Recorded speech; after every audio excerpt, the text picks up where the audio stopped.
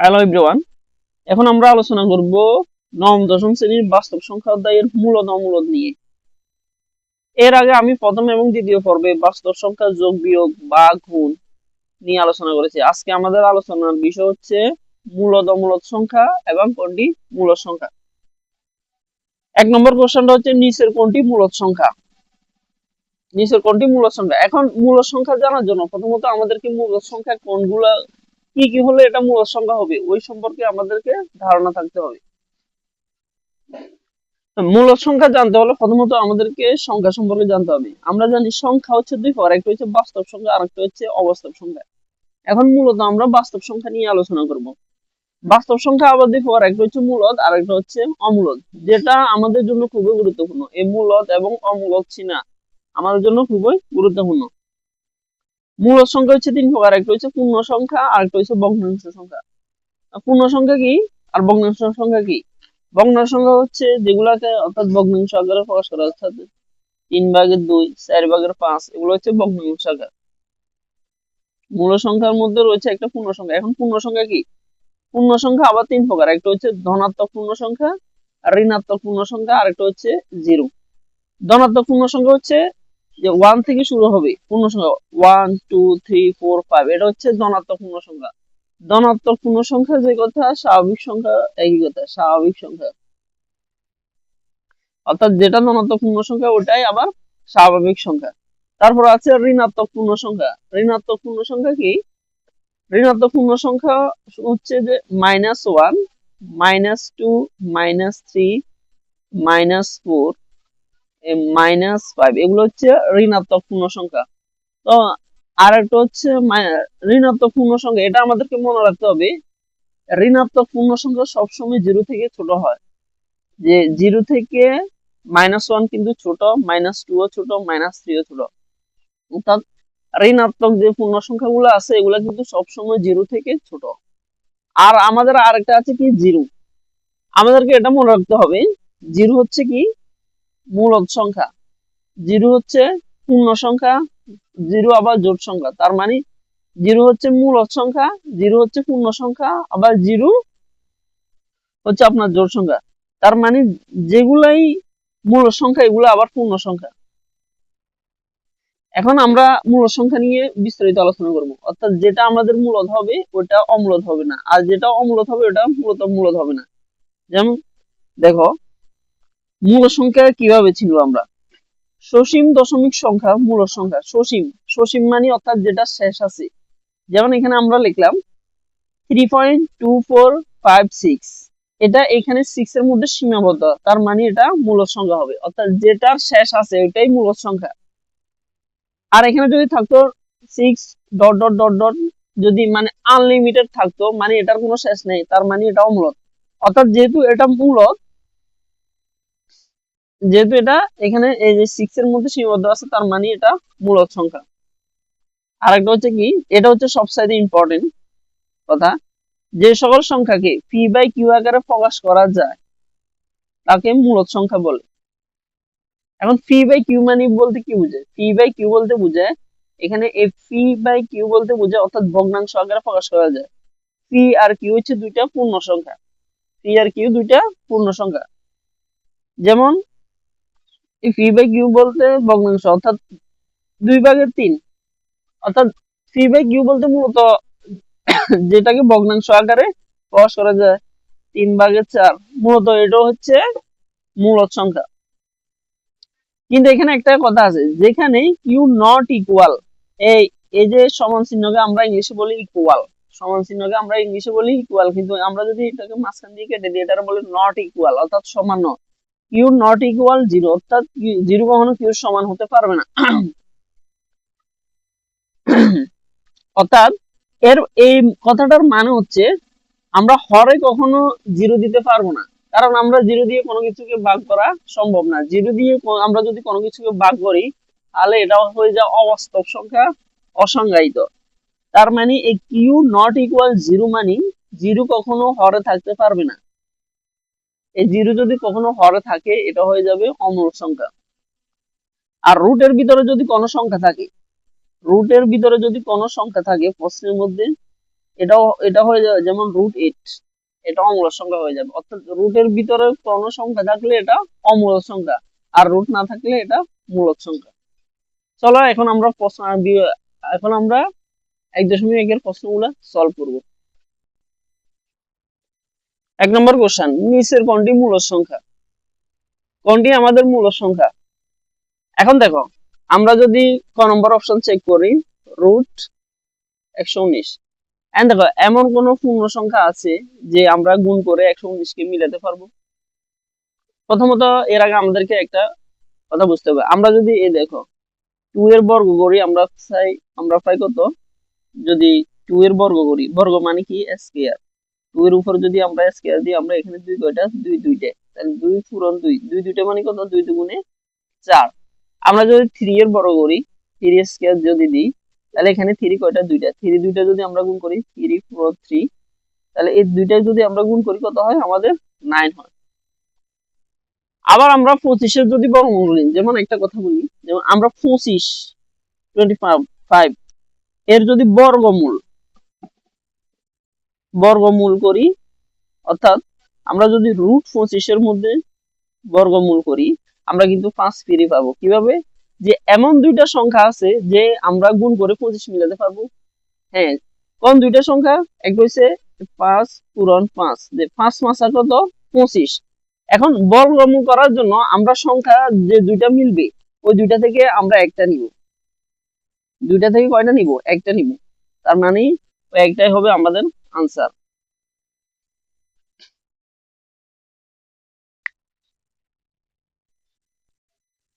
এখন বর্গ আর বর্গমূল, একটা হচ্ছে বর্গ আর একটা কি? বর্গমূল। বর্গ আর বর্গমূলের মধ্যে পার্থক্য কি? বর্গ মানে কোনো কিছুকে স্কয়ার করা, স্কয়ার করে ওইটাকে গুণ করা, অর্থাৎ দুইটা মানে 2 দুগুণে 4। আর বর্গমূল মানে এখানে লিখলাম আমি কত? এখানে লিখলাম আমি √9। এর √9 কে যদি আমি বর্গমূল করি, আমরা এমন দুইটা সংখ্যা নিব যে গুণ করলে আমাদের যাতে 9 মিলে।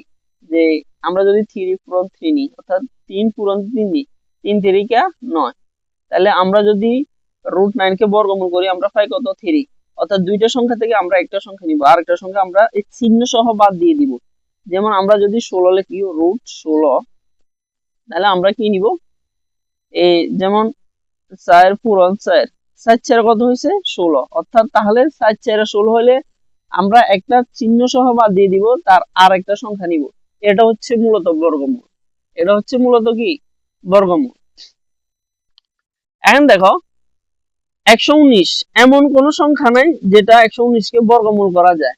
এখন এটাকে যদি আমরা ক্যালকুলেটরের মাধ্যমে করি, যেমন দেখো আমরা যদি এর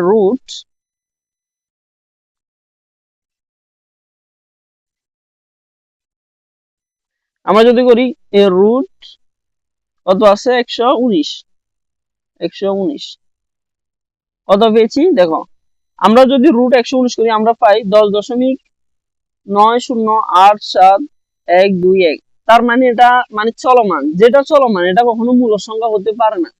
যেটা চলমান মানে এটা কখনো মূলদ সংখ্যা হতে পারে না, তার মানে এটা হচ্ছে অমূলদ সংখ্যা। আমরা পরেরটা যদি চেক করি, 121 √121 121, তাহলে কত পেয়েছি? দেখো আমরা যদি রুটকে 121 কে যদি রুট করি, অর্থাৎ বর্গমূল করি, আমরা কত পাই? 11। তার মানে এই √121 কে যদি আমরা বর্গমূল করি, পাই কত? 11। তার মানে যেটা পূর্ণ সংখ্যা, ওটাই মূলত মূলদ সংখ্যা। যেটা পূর্ণ সংখ্যা ওটাই মূলত কি সংখ্যা? মূলদ সংখ্যা। এবার দেখো আমরা যদি 11 দুইটা গুণ করি, 11 পূরণ 11, আমি বলছি কি এমন দুইটা সংখ্যা যাতে গুণ করলে 121 হবে, এমন দুইটা সংখ্যা নিব যাতে গুণ করলে এর রুটের সংখ্যাটা আমরা মিলাতে পারবো। যেমন 11 পূরণ 11, এখন দেখো 11 পূরণ 11, দেখো 121 হয় কিনা? তাহলে এই সংখ্যা দুইটা থেকে আমরা এই চিহ্নটা সহ একটা বাদ দিয়ে দিব, আর একটা নিব। তার মানে 11টা কি সংখ্যা? পূর্ণ সংখ্যা। আর পূর্ণ সংখ্যা হলে এটা মূলত মূলদ সংখ্যা। তারপর আমরা পরের অপশন গুলো চেক করি, √123, তাহলে কত পেয়েছি? তার মানে এটাও চলমান, এটাও আনলিমিটেড, এটাও অমূলদ। তারপর এটা দেখো 129, তার মানে এটা কি, এটাও চলমান। 129 এটাও চলমান, এটাও কি অমূলদ সংখ্যা। তার মানে আমরা জানি কি, যেটা পূর্ণ সংখ্যা এটা মূলদ সংখ্যা, আর যেটা সসীম দশমিক সংখ্যা অর্থাৎ যেটা শেষ আছে এটাও মূলদ সংখ্যা। আর একটা মূলদ সংখ্যা কি, যেমন আমি লিখলাম 0.3, 3 উপরে আছে কি পুনঃপুনিক, অর্থাৎ পুনঃপুনিক থাকলে সংখ্যাটা রিপিট হয়। যেমন 0.3 যেটার উপর পুনঃপুনিক আছে, যেমন যেটার উপর পুনঃপুনিক আছে আমরা পুনঃপুনিক ইচ্ছে করলে লিখতে পারি 3 অর্থাৎ এটা চলমান, এটা মিল আছে। পুনঃপুনিক সংখ্যাটা বারবার রিপিট হয়, এটাকে আমরা ইচ্ছে করলে 0.3 দিয়ে স্টপ করে দিতে পারি, কারণ যেটা সব বারবার চলমান এটাকে আমরা পুনঃপুনিক দিয়ে স্টপ করে দিতে পারি। যেমন আমি যদি লিখি 0.4, এটাকে আমরা লিখতে পারি 0.4 উপর যদি আমি পুনঃপুনিক 4 অর্থাৎ 4 এটাই চলমান, কিন্তু এটাকে আমরা স্টপ করলে 0.4 এর মাথায় যদি আমরা পুনঃপুনিক দিই তার মানে এইগুলা স্টপ হয়ে যাবে। এই শুধু পুনঃপুনিক মানে সংখ্যাটা বারবার রিপিট হচ্ছে, এই রিপিট হওয়া সংখ্যাকে আমরা আবার স্টপ করে দিয়েছি। আশা করি সবাই আমার কথা বুঝতে পারছো। তুমি যদি প্রথমটা বুঝো মূলদ অমূলদ কোনটা, তার মানে আর বাকিগুলো সবগুলা ইজি। 2 নম্বরটা দেখো, নিচের কোনটি মূলদ সংখ্যা। এখন ক নম্বর অপশনে আছে কি √18 আর √32 আছে। তাহলে দেখো তো এটা কি মূলদ সংখ্যা কিনা, এই ক নম্বর অপশনটা আমরা যদি চেক করি, √18 আর কত আছে √32। এন্ড দেখো √18 কে মানে একটা নির্দিষ্ট সংখ্যা দিয়ে আমরা ভাগ করব। √18 কে আমরা যদি দুটোটাকে একই রুটের মধ্যে নিয়ে যাই, যেমন এটার মধ্যে রুট আছে এটার মধ্যে রুট আছে, কিন্তু আমরা দুটোটাকে একই রুটের মধ্যে নিয়ে গেলাম। 2 দিয়ে যদি আমরা 18 কে ভাগ করি তাহলে আমরা কত পাই, 2 দিয়ে যদি 18 কে ভাগ করি তাহলে 9 দুগুণে 18, আমরা উপরে পাই কত 9। 2 দিয়ে যদি আমরা 32 কে ভাগ করি আমরা কত পাই, আমরা পাই 16। তাহলে দেখো তো, অর্থাৎ 16 দুগুণে 32। এখন দেখো √9 মানে কত, √9 মানে 3 পূরণ 3, 3 3 কেন, তার মানে √9 মানে আমরা এই দুইটা থেকে কয়টা নিব, একটা নিব। উপরে আছে 3, √16 মানে কত 4 পূরণ 4, 4 4 16, তার মানে দুইটা থেকে আমরা কয়টা নিব, একটা। তার মানে 3 ভাগে 3 ভাগে 4, অর্থাৎ আমি বলছি যেটাকে ভগ্নাংশ। এখন দেখো 3 ভাগে 4 এটাকে ভগ্নাংশ আকারে প্রকাশ করা যায়, তার মানে এটা হচ্ছে আমাদের মূলদ সংখ্যা। আর অপশনগুলো চেক করার দরকার নেই, আমাদের কাছে চাইছে কোনটি মূলদ সংখ্যা। যদি আর বাকি অপশনগুলো চেক করি, আমি দেখো যদি খ নম্বর অপশন চেক করি √3, এমন কোন দুইটা সংখ্যা নাই যে যেটাকে মিলানো যায়, যেমন অর্থাৎ এক বাদে এক ছাড়া, এক ছাড়া এমন কোন দুইটা সংখ্যা নাই। যেমন দেখো আমরা যদি 2 পূরণ 2 দিই আমাদের কি 3 হবে, এক তো কখনো নেওয়া যাবে না। আর √2 যদি আমরা করি, দেখো √2 এটাও তো অমূলদ সংখ্যা। যেমন আর তারপর দেখো আমরা যদি রুট এর ভিতরে 8 দিই, রুটের ভিতরে এটা মানে চলমান, তার মানে এটা কখনো মূলদ সংখ্যা হবে না। আমরা যদি উপরে এই 1 দিয়ে √8 কে ভাগ করি, √8 কে 1 দিয়ে ভাগ করি তাহলে দেখো 1 ভাগের ক্ষেত্রে উপরের সংখ্যা সবসময় আগে হয়, এটা মনে রাখতে হবে। যেমন 1 ভাগ √8, তার মানে এটা চলমান, এটা কখনো মূলদ সংখ্যা হতে পারবে না। তার মানে আমাদের মূলদ সংখ্যা হচ্ছে কত, ক নম্বর অপশন।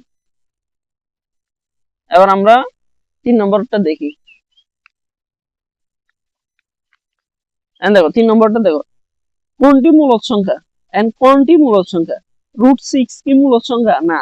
এমন কোন দুইটা সংখ্যা আছে যে গুণ করে √6 কি মিলানো যায়, যায় না। এমন কোন সংখ্যা আছে যে গুণ করে √8 কে মিলানো যায়, যায় না। তার মানে এই দুইটা মূলদ সংখ্যা হবে না। এখন দেখো 3 নম্বর অপশনটা যদি আমরা চেক করি, এই দেখো আমাদের একটা জিনিস মনে রাখতে হবে, 3 নম্বর ঘ অপশনে আছে কত, এই দেখো ঘ নম্বর অপশনে আছে আমাদের 3/6, এর রুট যেটা 3/6, সরি ঘনমূল √3 আর রুটের ভিতরে আছে কি 6। এর রুটের মান, রুটের বাইরে কিছু নেই মানে মনে মনে 2 আছে, রুটের ভিতরে কিছু নেই মানে মনে মনে 1 আছে। এটা আমাদেরকে মনে রাখতে হবে। রুটের বাইরে কিছু নাই মানে মনে মনে কত আছে, 1 আছে, আর রুটের ভিতরে কিছু নাই মানে মনে মনে কত আছে, সরি, রুটের বাইরে কিছু নাই মানে মনে মনে 2 আছে, আর রুটের ভিতরে কিছু নাই মানে আমাদেরকে মানে 1 এটা ধরতে হবে। এটা যদি আমরা করি, 6 আছে 6, আর এখানে বাইরে বাইরের যেটা এটা বসবে সবসময় নিচে, আর ভিতরে কিছু নাই মানে মনে মনে কত 1 আছে। এখন দেখো এই 6 এমন কোন দুইটা সংখ্যা আছে যেটা দিয়ে 6 কে ভাগ করা যায়, মিলানো যায় না, তার মানে এটাও অমূল্য সংখ্যা। এখন দেখো আমরা যদি এটা করি, গ নম্বর অপশনটা করি, দেখো ঘনমূল 8। এন্ড দেখো আমরা যদি এটাকে করি, দেখো আমরা যদি 2 এর মাথায় যদি কিউব দিই, অর্থাৎ এখানে 2 কয়টা, 2 3টা, 2 3টা মানে কত আমাদের 8। যেমন 2 পূরণ 2 পূরণ 2, যেমন 2 দুগুণা 4, 4 দুগুণা 8, 8 আমাদের মিলছে। হ্যাঁ, এখন দেখো তারপর আমাদের আছে কি, রুটের বাইরে এখানে তো সরাসরি 3 দেওয়া আছে, 3 দেওয়া আছে, তার মানে বাইরে যে সে বসবে কোথায়, নিচে, আর ভিতরে কিছু নাই মানে মনে মনে কত আছে, 1 আছে, যে উপর ভিতরে আছে সে বসবে কোথায়, উপরে। তার মানে আমরা a3 আমরা কাটতে পারি, 2 দিয়ে কে গুণ করলে 2, তার মানে এটা কি পূর্ণ সংখ্যা। এটা কি সংখ্যা, পূর্ণ সংখ্যা। তার মানে এখানে আমাদের মূল সংখ্যা কোনটা, আমাদের কাছে চাইছে কোনটা, মূল সংখ্যা, তার মানে এটা হচ্ছে আমাদের আনসার।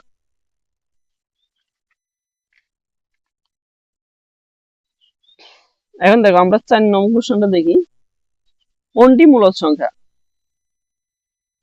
এন্ড কোনটি মূলদ সংখ্যা। এন্ড দেখো এমন কোন সংখ্যা দুইটা আছে যে গুণ করে √5 কে মিলানো যায় না, দুইটা সংখ্যা নিতে হবে, দুইটা সংখ্যা। এমন কোন দুইটা সংখ্যা আছে যে গুণ করে √10 কে মিলানো যায় না। আর এটা যদি এভাবে না বুঝো, তুমি সরাসরি ক্যালকুলেটর মধ্যে করতে পারো। যেমন দেখো আমরা যদি উপরে কত আছে, ভাগের ক্ষেত্রে সবসময় আগে রুট উপরেরটা সংখ্যা দিতে হবে, √5 ভাগ √10। দেখো এটা চলমান, তার মানে এটা কোনো মূল সংখ্যা হবে না। আমরা যদি দেখো খ নম্বর অপশন করি, খ নম্বর অপশনে আছে কি, √27, নিচে আছে কত, √48। এটা আমরা এখন করব।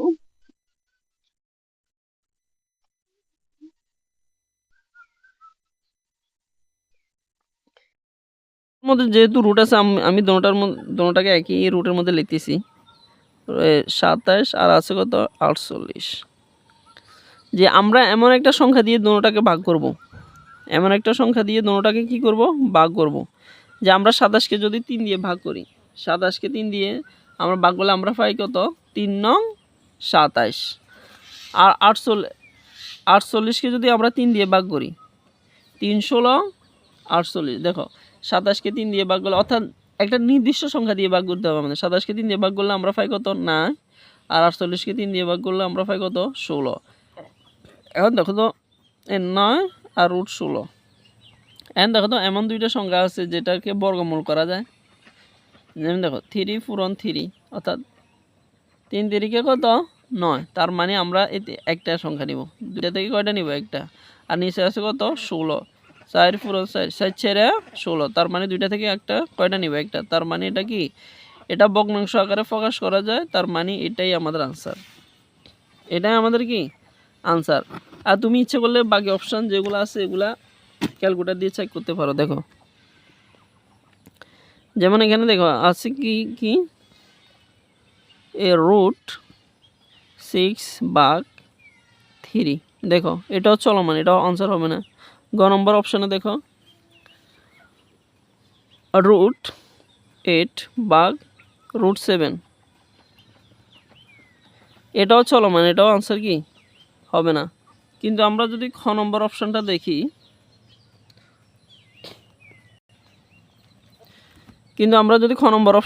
দেখো খ নম্বরে প্রথমে আছে কত, যে উপরে আছে তাকে ক্যালকুলেটারে আগে লিখতে হয়, রুট কত 27 ভাগ রুট কত, √48। দেখো তো আমরা কত পেয়েছি, আমরা পেয়েছি কত, 0.75। তার মানে এটা কি সসীম দশমিক সংখ্যা, যেটা শেষ আছে, অর্থাৎ এটা লাস্টে কত আছে, 5 আছে। তার মানে এটা কি মূলত